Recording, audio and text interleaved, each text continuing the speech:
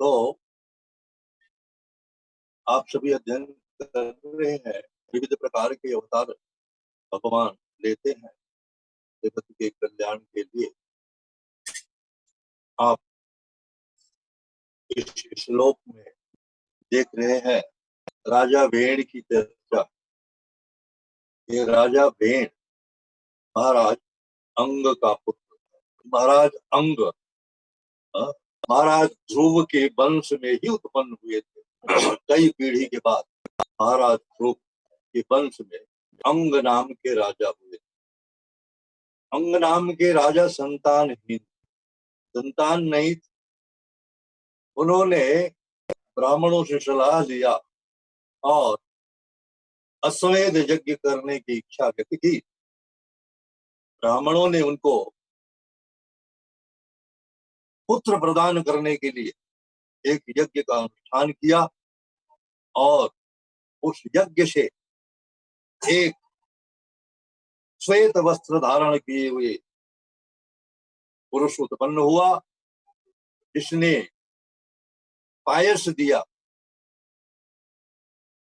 यज्ञ कराने वाले को। और वो पायस महाराज अंग ने देखा, दृष्टि डाली उस पर, और उस पायस को महाराज अंग की पत्नी सुनीता को खिलाया गया और महाराज अंग ने उसके साथ संग किया और सुनीता के गर्भ से भेड़ की उत्पत्ति हुई, भेड़ उत्पन्न हुआ। अब ये सुनीता जो अंग की पत्नी थी, ये चूंकि मृत्यु कुल से आई थी, मृत्यु की पुत्री थी, इसलिए उसकी संतान भेड़ जो है, इसके अंदर कोई सद्गुण नहीं आए।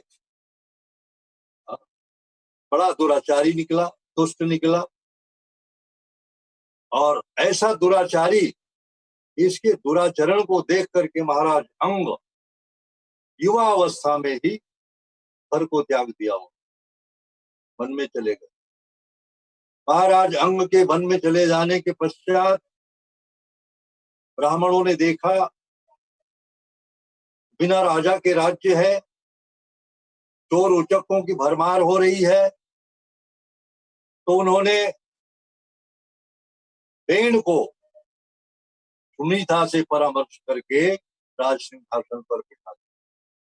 भेड़ जब राज सिंहासन पर विराजमान हुआ, तो अब चूंकि राज सिंहासन पर बैठा है, सत्ता में है, इसलिए वो अपना अधिकार जताने के लिए पूरे भूमंडल पर ये सूचना प्रसारित करा दी, कहीं भी कोई यज्ञ अनुष्ठान, वैदिक अनुष्ठान नहीं होंगे, किसी भी प्रकार से कोई किसी अन्य देवी देवताओं की पूजा नहीं करेगा।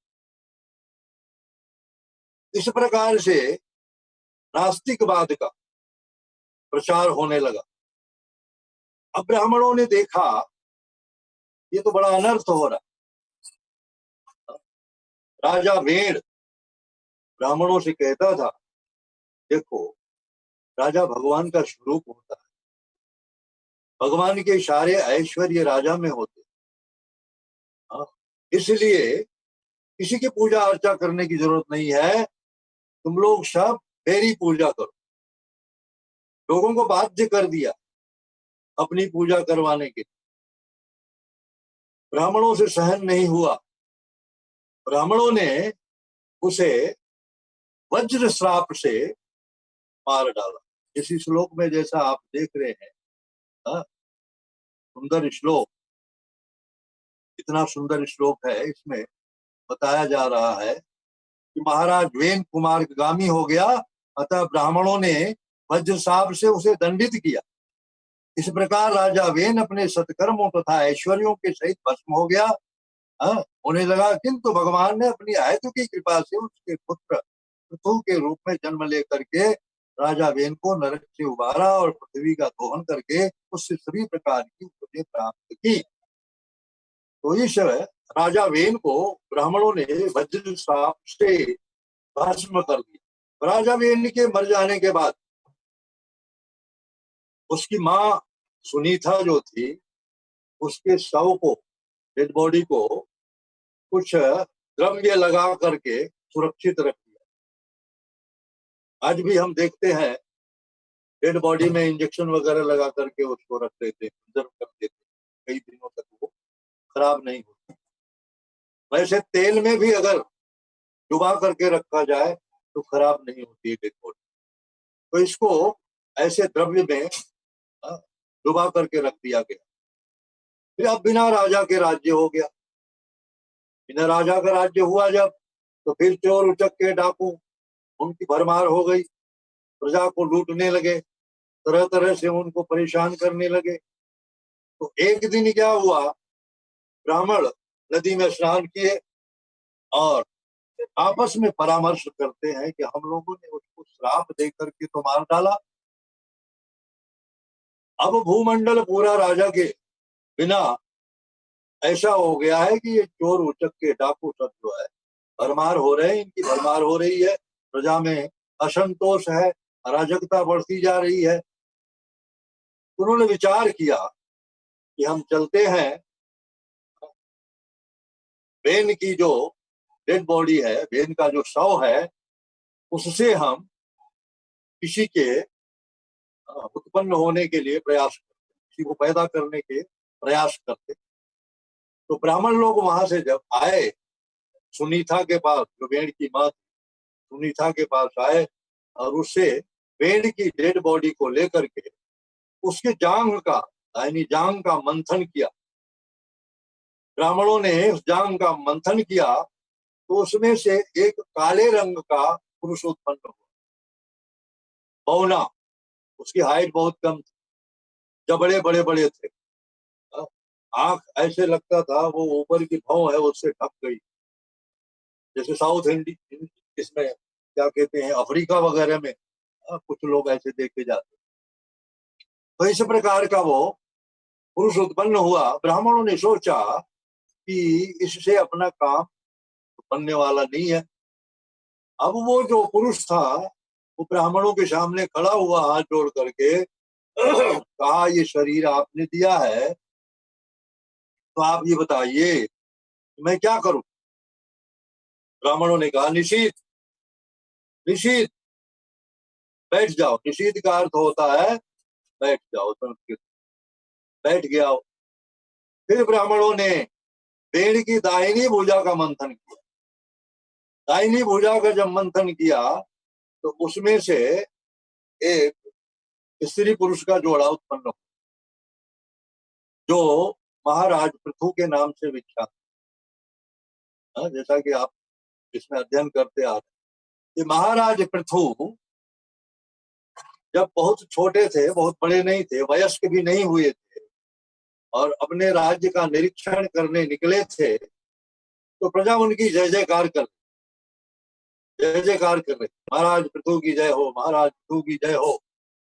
महाराज पृथु ने अपना जय जयकार सुनते जब प्रजा के मुख से सुना, उन्होंने कहा, मैंने तो आप लोगों की अभी तक कोई सेवा नहीं की, कोई भी ऐसा कार्य नहीं किया जिससे आप लोगों को सुख मिले, आप लोग ऐसे ही जय जयकार कर रहे हैं। महाराज पृथु ने देखा पृथ्वी की सारी उपजाऊ शक्ति जो है वो खत्म हो चुकी है, प्रजा में हाहाकार है, असंतोष है, भूखमरी जैसी अवस्था उत्पन्न हो चुकी है। महाराज पृथु ने विचार किया, आखिर इसका कारण क्या है। और महाराज पृथु के जब सिंहासनारूढ़ होने के बाद सारे यज्ञ अनुष्ठान जो बंद हो चुके थे वेन के राज्य में, वो सब फिर से चालू हो, पुनः चालू हो गए। महाराज पृथु ने विचार किया, ये सारा दोष जो है ये पृथ्वी का, किसका है, पृथ्वी का। तो पृथ्वी के ऊपर उन्होंने धनुष बाण संधान किया, और पृथ्वी का जो स्वरूप है वो गाय का, तो गाय रूप में पृथ्वी प्रकट हो गई, और महाराज पृथु धनुष बाण लेकर के उसके पीछे दौड़ने लगे।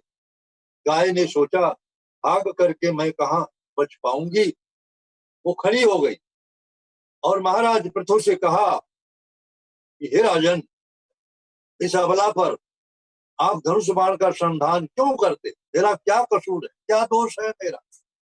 महाराज पृथु ने कहा, तुम्हारा दोष ये है तुम यज्ञ के अनुष्ठान में अपना भाग तो लेती हो, तुम्हें यज्ञ का भाग तो मिलता है, लेकिन हमारी प्रजा दुखी क्यों है? इसका कारण तुम बताओ।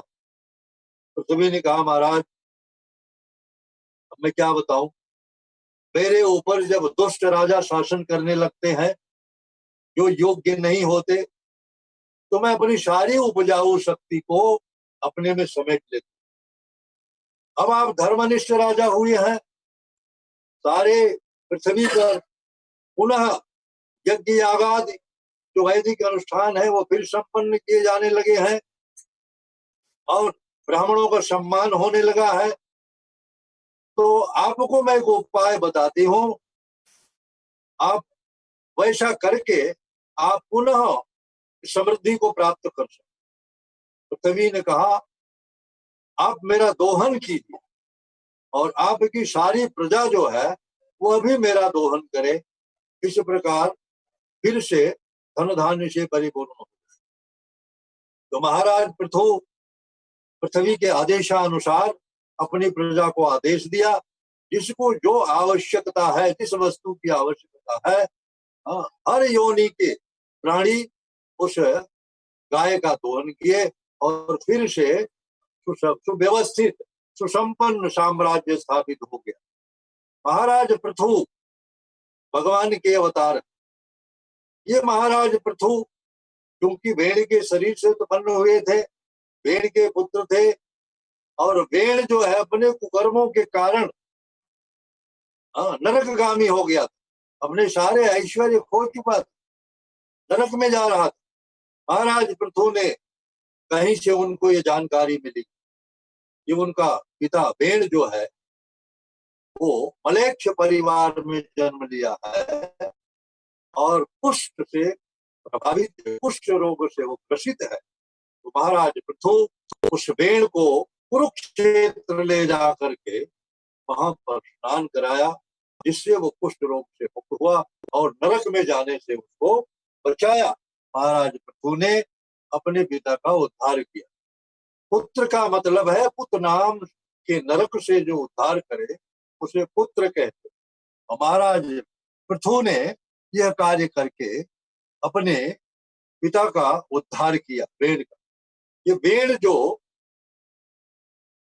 पूर्व जन्म के कुछ अच्छे कर्म थे इसलिए वो राजा हुआ, किंतु ब्राह्मणों की अवज्ञा किया इसलिए वो सारे ऐश्वर्यों से च्युत हो गया। कहते हैं रामचरितमानस में भी कहा गया है कि साधु अवज्ञा सुनो भवानी, कर कल्याण अखिल कही हानि।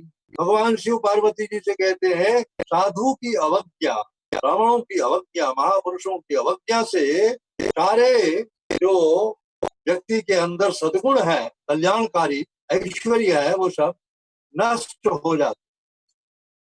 इस बात को शिव जी पार्वती जी से कहते। क्यों? साधु अवज्ञा, विभीषण की अवज्ञा किया था रावण ने, कुल के सहित समूल नष्ट हो गया। इसलिए यहाँ पर ब्राह्मणों से शापित हुआ वेद। क्यों? ब्राह्मणों की अवज्ञा किया।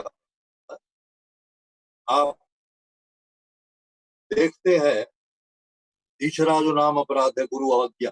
गुरु अवज्ञा इसीलिए कहा गया है, गुरु भगवान के स्वरूप होते और उनकी अवज्ञा से भगवत भक्ति जो है उस मार्ग से च्युत हो जाते भगवत भक्ति। इसलिए महापुरुषों की महान पुरुषों की आज्ञा का उल्लंघन नहीं, और आज्ञा के उल्लंघन के ही कारण भेड़ की ये दुर्दशा हुई। किंतु पृथु महाराज जैसे पुत्र उसके कुल में जन्म लिए और उसका उद्धार किए। और आप देखेंगे आगे महाराज पृथु का चरित्र जो है ये आपको भागवतम के चौथे स्कंद में आपको पूरे विस्तार से इसका वर्णन मिलेगा। हरे कृष्ण।